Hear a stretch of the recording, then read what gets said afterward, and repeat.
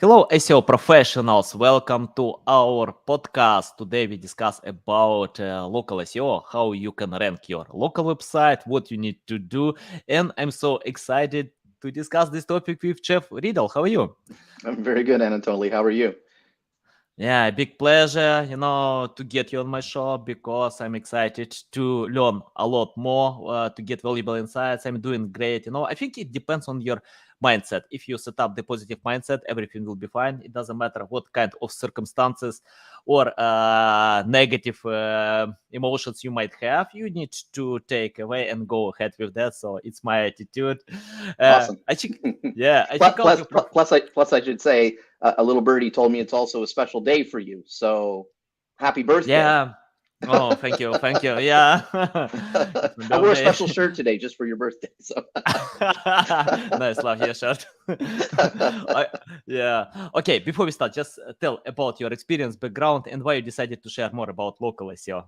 yeah, for sure. Well, I guess I've been in digital marketing, specifically with I guess you say expertise around content SEO and analytics for far too long. It makes me feel old to say more than 20 years through a couple of different organizations.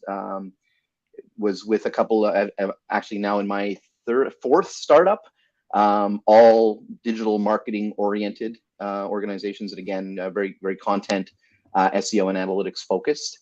And yeah, now I'm with a company called One Local. We provide SEO and digital marketing services to small local businesses. So that you can right up my wheelhouse, if you will. Have always been providing this sort of the same service and or guidance to businesses, big and small. But yeah, Mhm. right now in my life, I'm focused primarily on helping small local businesses. Nice, nice. I think paying attention to priorities or focusing can help provide much higher results. From my experience, for example, when someone is going to cover a lot of SEO channels, like to provide national SEO, local SEO, international, many different languages, including Instagram, Facebook, and many other stuff. It's hard to get results because it's like jack of all trades, master of none. So yeah, I respect it. I love it. I think that when you pay attention to one direction, you can become the best, or close to the best. Yeah, Uh, you use one of my favorite words when it comes to SEO: focus. Like yeah. because there are so many things you can potentially do. There's so many keywords you can potentially follow, and there's a lot of talk about keywords and should we be so focused on individual keywords? I'd absolutely say not. We should focus more on topical keywords. But at the end of the day, again, there's so many things you can do. There's so much content that you can potentially create, and so many channels, as you mentioned. Mhm, Focus is a pretty key component, I think, to any SEO strategy. Kind of mhm, picking the right keywords and or content and or channels that you want to build your presence on, right? mhm. Yeah, That exactly. is absolutely key. And for that, to that end, analytics is super important to help you determine where you should focus your attention. Yeah, yeah. We have a sponsor today, Ahrefs, SEO tools and resources to grow your search traffic. Do you use Ahrefs? Have used Ahrefs. That we don't currently in my current position, but I absolutely have used Ahrefs. It is one of my favorite tools. Mhm, So many things that you can do, and again, ultimately helps you to focus your attention, right? Whether mhm, you're running an audit to try and figure out what are the pages you need to focus on, what priorities do you give. It helps you to prioritize where there are issues or errors within your site or your mhm, broader web presence. So yeah, no, absolutely awesome tool, and that, like I mhm. say, I've used before. I like that you mentioned a few times about priorities, because I think in SEO it's very important because when you have limited resources, we can't rank all keywords online. We need to choose priorities. Can you tell where to start keyword research for local SEO? For example, if I don't know, if I have a small restaurant, Ukrainian restaurant in Miami, what I need to do to get results and find keywords? Yeah. Well, starting with keyword research, I think for me, the most important thing is you're going to start with a core set of keywords, like we'll call them a focus set of keywords, right? There's a basic Mm-hmm. set of products or services that you offer. So if it's a restaurant, fairly obvious, it's the type of restaurant, it's the geography that you service. I always like to say start with that, and it depends on um, the existing authority that restaurant or that business already has. I like to talk about building momentum on um, the authority that you've already established. So what pages or pieces of content do you have that are already ranking to some degree? Whether they're on the top of Google or somewhere down lower, whether and they're in the 20th or 30th or 40th position. You probably don't need to pay as much attention to the ones that are ranking really well. You do absolutely need to keep them on your radar and maintain them over time. But I like to focus on what's sitting just down below the fold, like what's down in the 5 to 20 or 30 position. Pick those Mm-hmm. pieces of content to um, continue to build the authority of, right? You want to build complementary content and or create, find ways to link to that content. When it comes to local, obviously you want those links to come from other, authoritative, relevant local sites. So yeah, for me, it's about building on whatever authority you've already established, right? At a local level, um, well, and in SEO in general, it's about establishing authority, right? Convincing Google that you have the answers to the questions that your Mm-hmm. target audience is asking, right? How, Mm-hmm. so when it comes to local, um, you really just, we talk about, EAT, you have to be an expert, you need to have authority, you need to be trustworthy. Nowhere is that more true than local, right? You have to establish yourself as the business people go to when they want X. So if it's a local restaurant in Miami, you want to be the best restaurant that provides the best service, the best food, and your customers back you up with reviews, whether it be on Google or elsewhere on other review sites. All of those things build up your business, your local authority ultimately. Mm-hmm. That makes sense. Yeah, of course, it makes sense. But I want to know about unique selling proposition. For example, if I can't provide the best services, but I have the best food, I have my unique selling proposition. Can you tell how to find keywords that highlight my unique selling proposition? Because, for example, if I get traffic, but it's far away from my strong side, that means I can't sell ranking these keywords. Can you tell more about that? Yeah, I mean, I think again, when it comes to local, when you're doing keyword research, you need to pay attention to really pay attention to the long tail, Mm-hmm. and also pay attention to keywords that indicate a strong, either commercial or transactional intent. So you Mm-hmm. want to find, and those keywords that highlight, as you said, highlight your unique selling proposition. Like what do you have that's different than any other restaurant?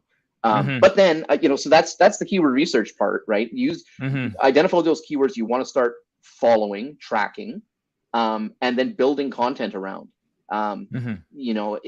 it can be challenging, I think, locally, because there may be competition. There will always be competition. To what Mm-hmm. degree depends on how much that competition knows about the importance of local SEO, right? How Mm-hmm. much content they're creating, how engaged they are in the community, how much they're engaged with their customers, right? Um, Mm-hmm. I think we all know another important piece of local SEO is a Google business profile. Mm-hmm. So having a complete Google business profile, again, local restaurant, making sure that your menu link is there, that the keywords that you've done keyword research appear within your Google business profile. You list all of your services. You're active on your Google business profile, right? So you're posting your specials, pictures of your food, describing the food, making sure again that you're engaging with the customers you have who are providing reviews, be they good or Mm-hmm. bad, right? Because all businesses are going to get the occasional bad review, whether we like it or not. You can actually turn that into a positive by making sure that you go in and you deal with it, right?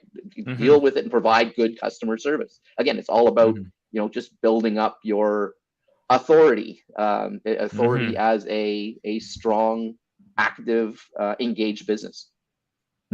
Okay. For example, if we have limited resources and I can't provide all link building campaigns that we have, but if I need to choose between authoritative links or relevant links, for example, let me clarify another way. For example, where is better to provide link building campaigns? Relevant links from other regions or irrelevant links to my area, for example, Miami? Can I say relevant links within your region as opposed to irrelevant? So looking for as many relevant links as possible. Like region, when it comes to local, obviously, I think it's more important to focus on relevant links, just links locally. So, whether it's through your Chamber of Commerce, Better Business Bureau. So when you say, I don't know if they're necessarily irrelevant, but links to partner sites. So you're a restaurant and you partner with other local restaurants or restaurant organizations, or maybe there's a business association in your neighborhood that you can obtain links from. Those are hugely important because Google uses those to validate that you're in that local area. And that's why listings and listings management is super important. Again, to place you in that area and to show Google that you're an active member of that local community. I think that's important. Even thinking about doing things like sponsoring local teams or local organizations, and having, if they've got a website and they can provide a link to you as their sponsor, even that helps, right? Promoting local events, promoting local activities, all of those things, again, just help build up your, again, we'll use that term authority, as an active, engaged local business. Yeah, awesome. Valuable. Can you tell what is the main difference between local SEO and common SEO, national SEO? Because I often see when webmasters provide just common SEO methods that might not work in their area. Can you tell more about that? True enough. Yeah. I think the underlying the basis of local SEO and common SEO are the same. You need to still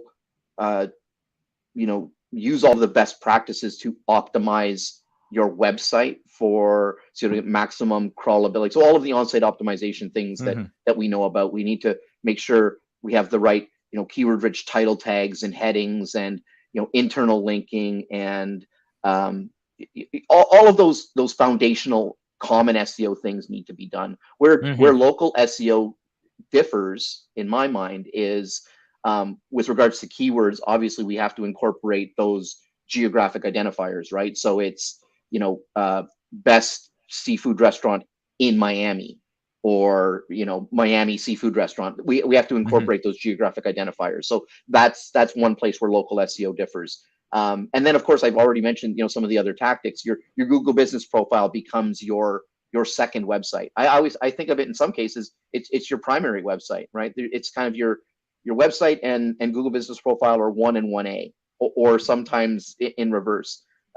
These days people can engage, particularly for a restaurant, they can do everything they need to do without ever hitting your website, right? That Google Business Profile becomes tantamount. Now, in order to get that Google Business Profile page to show up in Google Maps, one of the factors is going to be whether or not you have a strong web presence in general. So common SEO still comes into play, right? You still have to create and have a strong primary website. Still need to be creating content on an ongoing basis, whether it be a blog, or I mean, for a restaurant, a podcast is probably a bit of a reach, but you never know, right? Yeah. One of my favorite marketing gurus is a gentleman named Mark Schaefer, and he says, basically, if the web is a body, content is the air that it breathes, and content can come in one of a few forms. It's either like ongoing content has to be either like a blog post or some way of creating up-to-date relevant content. It could be a podcast, it could be video, right? But it ultimately has to be engaging, entertaining content that your readers or your customers want to read, like, and share, right? That's what's going to help build your authority. So we're still kind of talking about common SEO. The difference with, again, local SEO, so there's a Google Business Profile. Within Google Business Profile, posting there regularly. So if you're creating a blog post, post it to your Google Business Profile. Reviews are a critical piece from a local SEO perspective. I've already mentioned, so don't be afraid as a local business to ask for reviews from your happy customers. Make it very obvious where customers can go to give you reviews. Now, there are other, review sites, obviously, beyond Google. Google's primary, if we're talking about local SEO, because it, when it comes down to it, it's a Google property, so you would have to think that would be the first place you'd want to get reviews. Schema is another piece. So, one of the things you can use schema in common SEO for different types of content, structuring content properly. At a local level, local business schema is key, is critical. Putting schema around your business name, your phone number, your address, your URL, your business hours, having all of that structured in a way that Google can easily find and crawl is pretty critical, right? You always need to keep in mind that we do this from a common SEO perspective as well, structuring content in a way that it's very easy for Google to interact with and crawl and properly index. One of the other things I think about from local SEO perspective, and it seems like a simple thing, is embed a Google map in your contact us page, right? Again, it's a Google map. What are they going to prefer, that or just simply your address? No, embed that Google map. Any opportunity that you have to incorporate Google driven content into your local website is only going to help to ultimately boost you from a local SEO perspective. The last thing I guess I should mention, we already talked a little bit about local backlinks, but again, listings management, like making sure that your name, address, and phone number are consistent across all of the directories, particularly the local directories that your business can be found in. Those are all of those sort of local touch points. So again, Google Business Profile first, website, obviously you want those to be consistent, but then you can consider using their services out there now that you can do sort of a single central place to manage all of your listings, right?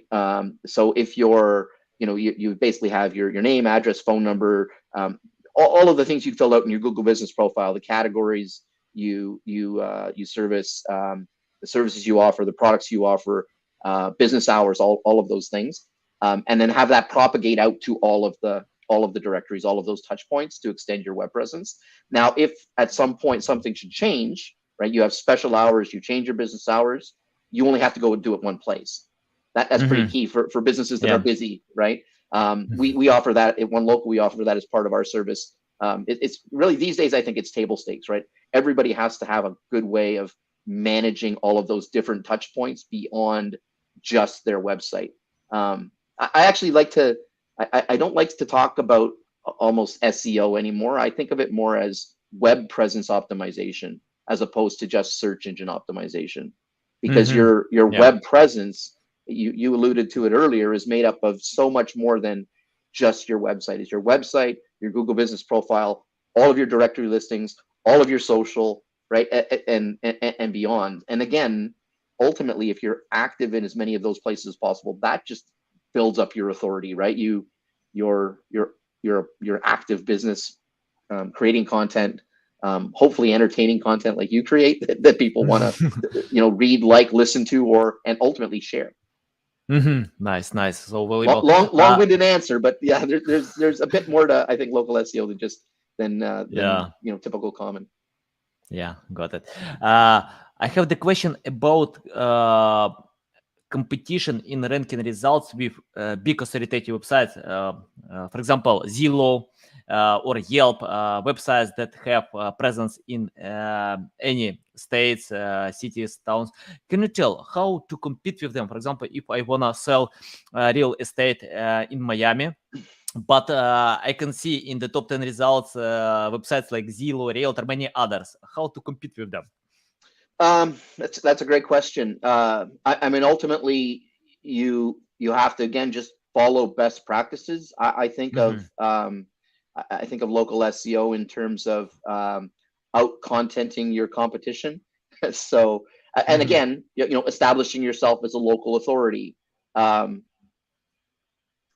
yeah, in some cases, I'd say as well, if you can't beat them, join them.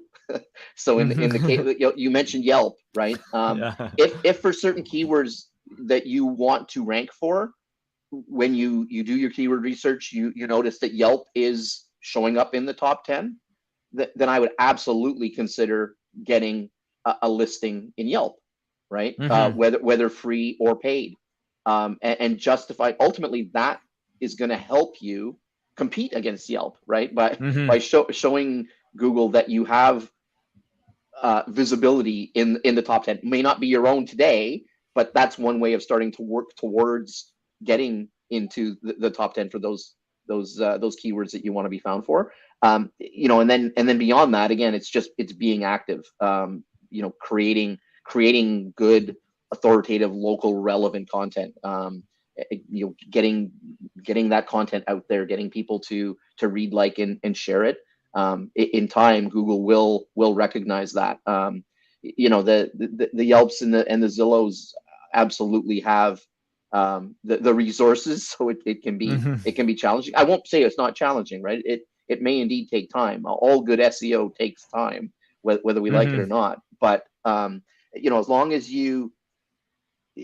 if you don't take the time, or you don't focus on best practices, then you have no chance, right? Mhm. So your best chance is to do all of the right things. Make sure that you have a well structured website. Make sure that you have a properly and full and complete Google business profile, and that you're active on it.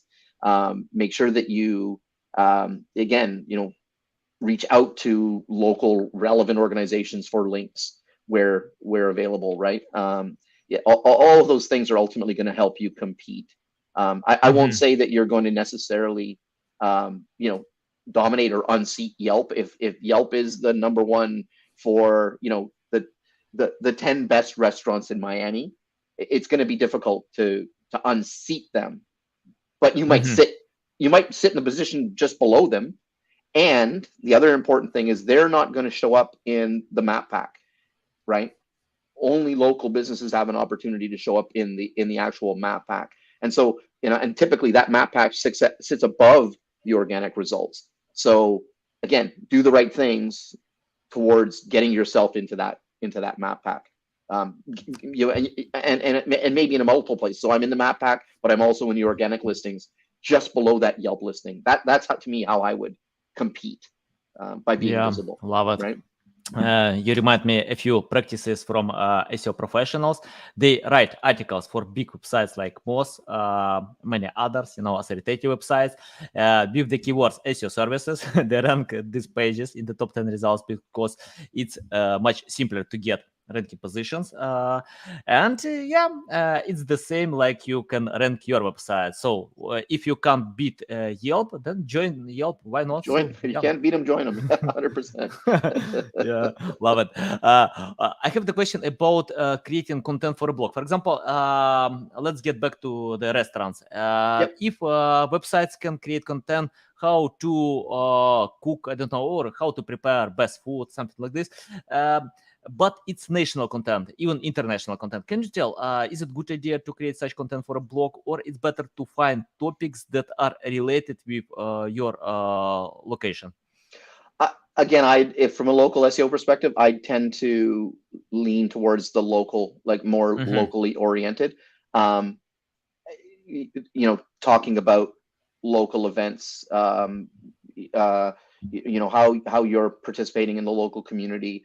That being said, there may also be opportunity to, for a local restaurant, share the occasional recipe for a dish that they serve in the restaurant, right?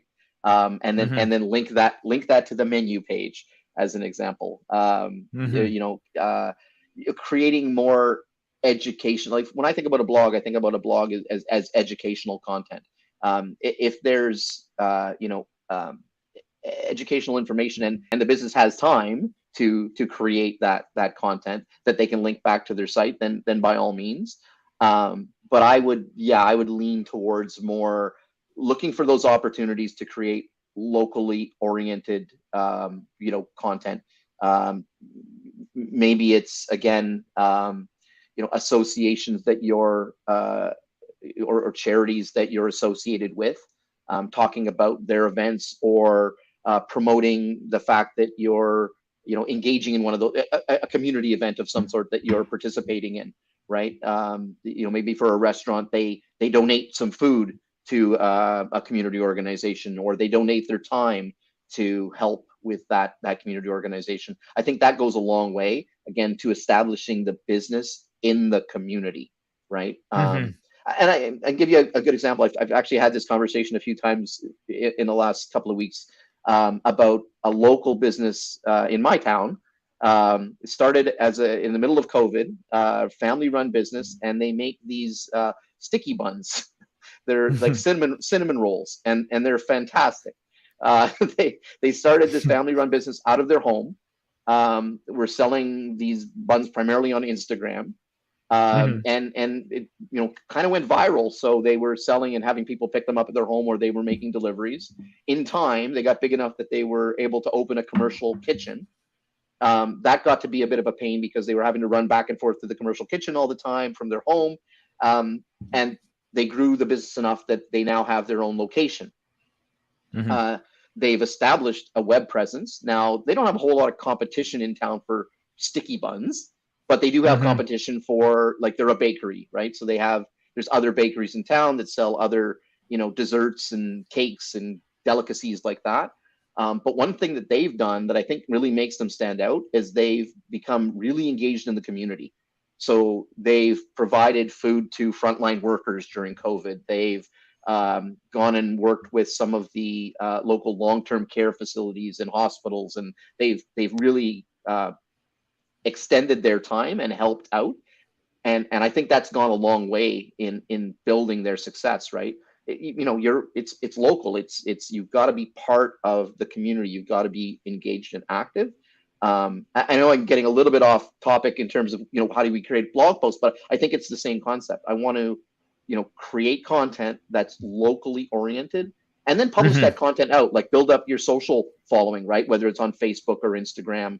I think those are sort of the two primary from a local perspective now, but, leveraging those channels to, again, build up your visibility, get people to see your content and like it and share it locally, right? Build up that local following. Google's and the search engines are going to recognize that. They're going to recognize that you're a viable, vibrant, active business, and that can only have a positive effect on your local rank, your local position. Yeah, love it. Can you tell what to do if I check out keywords and they have zero volume? For example, for some small towns, not big areas, we can have this issue. What to do? How to find keywords that way, or how to measure them? What kind of traffic we can get with these keywords? Yeah. Well, I think, for local SEO, I think that's more often the case, not going to be the case where they are low volume, particularly when you add that geographic identifier in. So for me, when I'm doing keyword research for a local business, I have the combination of including that geographic identifier, but then also taking it out, just to get a sense of, at even a national level, how relatively strong is that keyword, right? Relative to all of the other keywords I'm following. So, start by looking at it from a national perspective to get at least a rank of, what more globally or nationally are people searching on. That should be fairly consistent with what's happening at your local level. But then, when you get down to local, you want to be cognizant, I think, of the long tail becomes really important, right? Those 3, 4, 5, keyword phrases, because you have to incorporate that identifier. Now you're really only tracking and following those keywords to understand where you rank. Beyond that, you want to pay attention to your organic traffic, right? When you go and look at your Google Analytics, is my organic traffic increasing or not as I build up my authority around sort of these groups of keywords? And I think that's a pretty important piece too, is make sure that you're sort of following and using topical groupings of keywords, right? So if I'm the Miami, we'll go back to seafood restaurant, I'm going to have keywords around seafood. Maybe I've got keywords around steak. Maybe I've got keywords around, the specific menu items that I have, or whatever my specialties are within the restaurant, following those topically. And then, I would, pay less attention to the volume, because at a local level, it's likely always going to be low. But take those geographic identifiers out, and maybe you start to see, again, relatively speaking, which are the most important keywords to focus on. And I think it also just needs to be, relevant and logical for your business, right? Like you don't want to try and rank for keywords that don't make sense to your business. Yeah, exactly. Yeah, well explained. Right. I have the question, you mentioned one time about best practices. Can you tell 3 best practices that all websites need to do for local SEO? Yeah, best practice. So I mentioned one, schema. I mean, I think that's a best practice for every local business. Far too many still don't incorporate schema into in and around their local business information. That's the best way for Google to consume the data. So, just do it. Another, again, best practice, Google Business Profile. There are all of those fields you can fill in your Google Business Profile. Make it as rich and complete as you possibly can. So if there's a field and you have an opportunity to put information in there, do it, right? That I'll put a caveat on that, though. Within Google Business Profile, you can have up to 10 categories. Don't try and choose. This kind of goes along with the keywords. Don't try and choose categories for the sake of choosing categories. Make sure that, again, you're very focused, right? If you're a seafood restaurant in Miami, pick the applicable categories. For me, that's a best practice. But I guess the overarching best practice is, make sure that Google Business Profile is as complete and accurate as it can be. And then the other one, I mean, we're talking about top 3. I suppose the last one, again, would be listings. Having consistent name, address, phone number. For far too many businesses, I'm sure a lot of listings out there weren't created by the business, right? A lot of these directories have created listings on their own. They've gone and scraped, the web. They found all of these local businesses and they created these listings. They may have created those, 2, 3, 4, 10 years ago. At which point, at this point, maybe those listings are out of date. So you want to make sure that there's consistency, and Google can, when they go to your website, your name, address, phone number is there. On Google Business Profile, it's the same. On all of these other directories, local directories you can be found on, it's the same. And that's the best practice, not only for local SEO for Google, but what happens if a customer or a potential customer goes to one of these directories and your contact information is wrong, right? You've lost that customer. So being cognizant of the fact that all of these listings exist, just make sure you go out and or try to keep them as up to date and accurate as possible. Do you use some tools to create these listings or provide this we do, we here at One Local we use Uberall. There's a bunch of services out there that allow you to kind of centrally manage all of your listings. Uberall's our tool of choice, but I know there's others that that are available. Depending on business. One of the reasons we use Riddall is because we effectively act as an agency, so we have lots of customers. This gives us an opportunity to manage all of them from sort of one central location. Can you type this listing? I will share with my audience in the description to this podcast. Sure. Where can I add Okay. In private chat. Yeah, there we go. On the right side. I have the question about, okay, you mentioned the best practices. Can you tell 3 worst practices that are maybe obsolete, that it's better to avoid today? Yeah, bad practices. So within the content, stuffing keywords, right? So, on any given page, including the keyword. So let's say it's restaurant. It's again, let's go back to our Miami restaurant as the example. I don't need within the body of my content to say, if you're looking for the best seafood restaurant in Miami, I don't need to include that in the body content, right? I've put schema. I've got my address. I put schema around my address, so Google knows I'm Miami. I have my Google map, right, embedded. Google knows I'm in Miami. In my title tag, best practice, seafood restaurant in Miami, right? So I've done it all those places. I don't need to additionally go in and start adding, multiple references to the fact that I'm in Miami within the body content. So it's just it's not a best practice tactic. Another, trying to think of another issue or black hat probably. yeah, black hat. I mean, buying backlinks, that's always a bad thing. Actually, you said something earlier, irrelevant links. So going out and trying to get links from non-local. So thinking that, because I have a link on, I don't know, I can't think of a perfect example, but, just creating a link that doesn't have relevance to the content or doesn't point to, content on my site that has relevance. That definitely is not a good practice. Outside of that, I'm just trying to think of one more thing. I mean, there's lots of black hat things that you absolutely shouldn't do. Right? Automation. If we just take about link building, a lot of automation. I still get a lot of requests every single day on my email. Please buy links. I can provide guest posts, many other stuff. A bunch of emails every day. It's really hard to count them. So I usually lead them to the spam. The best way they can sell their services.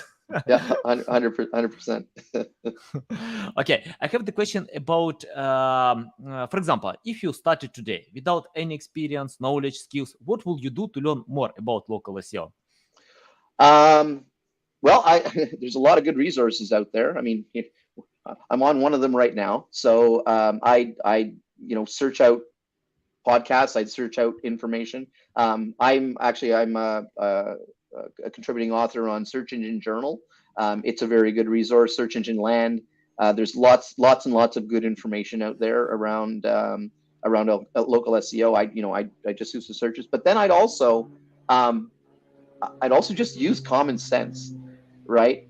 Again, I think at the end of the day, SEO and local SEO, a lot of it comes down to common sense in terms of just establishing your business. So if I'm the business owner, right, I want to establish myself as an authority within my community. Like I use the my Sticky Bun business friends as an example. They don't know anything about local SEO. They probably don't even really care, but they're running their business the right way, right? And they've got, they do have a website. They do have a Google business profile. So just doing those common sense things, right? If I'm going to build a website, I want to, make sure that it's structurally sound. Partner with somebody that knows what they're doing from a technical SEO perspective. But then, even just, looking at the site, making sure it's as rich and full of relevant content. You want to present your business, your local business in the best light possible. But you you don't want to, try and game the system. You mentioned black hat. I mean, and or if it feels like you're trying to cheat, you're trying to put keywords in just for rank, Google's going to know, and Google's getting smarter and smarter, right? All the search engines are getting smarter and smarter. One of the other things I didn't mention, this should go without saying, is mobile friendliness, right? You need to have a site that's going to work on the phone, because all of us locally, that I'm searching for that restaurant in Miami on my phone. I'm not going to my desktop to do that, or very rarely am I doing that on my desktop. So that is another very, very important factor. I mean, it's important across SEO regardless, but you have to have a site that is going to perform well on a mobile device, and pages are going to load fast. You're going to have a good experience. If you're a restaurant, I would stay away from PDF menus. I give something that somebody can easily view, scroll through, interact with. If they got to download a PDF, I don't want to have to wait to do that. I might not be a good enough user of my phone that I even know where to go to find that menu after I've downloaded it, right? So think about, go to your own website. If you're just starting out, go to your own website after it's been built on your desktop and on your phone, and you'll have a pretty good sense of what the experience is like. If the experience sucks, fix it. Figure out how to fix it. Figure out how to fix it. Say, talk to your developer or whoever built the site and say, it's not good enough, right? Because that's going to hurt you. For sure. Yeah, you unhided all my secrets, how I learn SEO, everything, because it's interesting that when I started my SEO journey in 2010, in 2008, I knew that SEO appealed, that I can get my results. But at that time, I didn't know anything about white hat SEO. I knew that I need to buy more backlinks that my competitors have. I knew that I need to create content for search engines, and that worked well. We got results, traffic, sales. Then Google changed algorithms many times, and I got it that I need to spend more time to work hard to learn more about SEO. So I agree with you. It's better to learn a lot, practice with your website. It's the best, because it's like to read book how to play tennis without actually playing. You can't. You can't achieve any results. You need to go to the field and to play. Is the best practice. We have the question from Umar: how to recover from vicinity update? Do you know about this update? That's around. That was in 2021. I remember. That's when they basically said that you're reducing your service area to a specific location. In terms of recovering from that, I mean, I guess we ultimately want to make sure that the service areas that the areas you service are updated within the context of your Google business profile. You can also, within the context of your website, obviously make sure that the areas you serve are properly reflected. I'm not sure I completely understand the question in terms of recover. Does this mean having lost traffic because the service area was reduced? Ultimately, depending on the business, I mean, if you are able to provide services to an extended area, I think you just have to make that more obvious within the context of your site. Create more content. Again, be active within those areas. In some cases, it might make sense, if possible. And I'm telling you to open another location. Like if you need a broader reach, Google doesn't feel that you have a broad enough reach. Maybe that's telling you that you need another location. Easier said than done, obviously, right? I'm not. Most businesses aren't going to be able to just open a broader location or another location. But for me, it would be just making sure that whatever service areas you're able to cover, that's properly reflected within the content within your website. Valuable. I have the final question. Can you predict the future of local SEO? What kind of future do we need to expect? Because many things are coming, like metaverse, many other stuff. What do you think about the future? Yeah, I just think the Google business profile becomes more and more important. Like we already see this happening, right? That you're able to book appointments now, and there's appointment-based vendors that are integrated with Google so that you can book appointments directly through the Google business profile. You know, this is true of SEO. Google's trying to keep visitors in Google, you know, fewer clicks through to the website. So, you know, the page zero results, schema is going to become even more important, and being able to get, you know, real estate, those rich snippet real estate spots within the search results is going to become increasingly important. So, you know, for a lot of local businesses, having a FAQ section, you know, questions and answers, and wrapping those with schema, so you have an increased chance of having results in the or having results within the search engines that may not be clicked. You know, listings. That's why listings as well are supremely important. Having just a broader web presence, you know, is increasingly important. It's not just about your website. Website's becoming, I guess, a little bit devalued in that way. It's not. I mean, I won't say it's completely. You know, it's still very important to have a site. I just think it's your site and your Google Business Profile are 1 and 1A, right? And sometimes that's in reverse, right, where people can do pretty much all of the business they need to do with your Google Business Profile.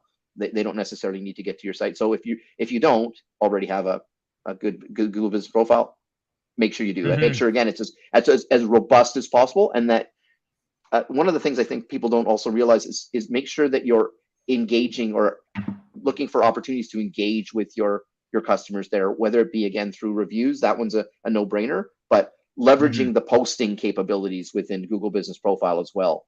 You know, being able to, you know, post your specials there, post before and after pictures there, depending on the type of business you have, post your menu items, all of that. Again, it's a Google property. Probably not a bad idea to leverage it as much as you can. Nice, valuable. Yeah, I agree with that. And it doesn't matter what kind of niche you have, local SEO, national SEO, international, you need to reply to all reviews that you get, because it's your customers, you know, and That's right. all algorithms pay attention to customers, and 95% of customers don't buy without reading reviews. So they read reviews. And if you reply to reviews, you can increase the chance to get new reviews in 6 times, you know, because people love it. And if you I check out one study that was Yelp, that if you reply to the negative reviews for 24 hours, you have a big chance to change to positive review if you decide the problem, you know, to provide free breakfast, 100%. lunch. Yeah, a lot of people, you know, they worry. Oh, I've got a negative review. I got a negative review. Like, how do I get rid of it? I'd actually suggest that don't get rid of it.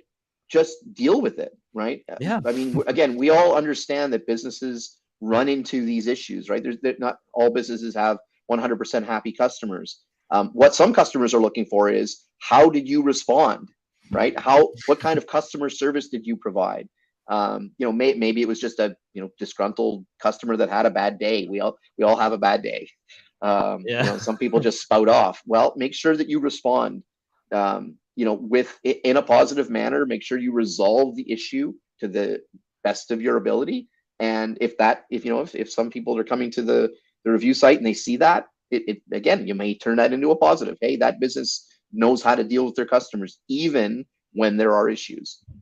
Yeah, Bill Gates once said that negative reviews are the best development for your products. And, you know, once I got a client and he got 4,000 5-star reviews without even 4-star. I replied to him, "What's going on? You know, it's not legitimate. You can't cheat like this, because you according can't cheat, to studies, like, I don't remember exactly, but the number from 3.5 to 4.5 are legitimate. You know, people trust these reviews when they have this ratio. So yeah, I agree with that. If you have that many 5 stars, something's not right. Jeff, it's a big pleasure to get on my show, to learn from you. Tell our audience how they can reach out to you, learn more about you, follow you. Yeah, I'm everywhere on social. You can find me on LinkedIn, Jeff Riddell. You can follow me on Twitter, J Riddall, Riddall.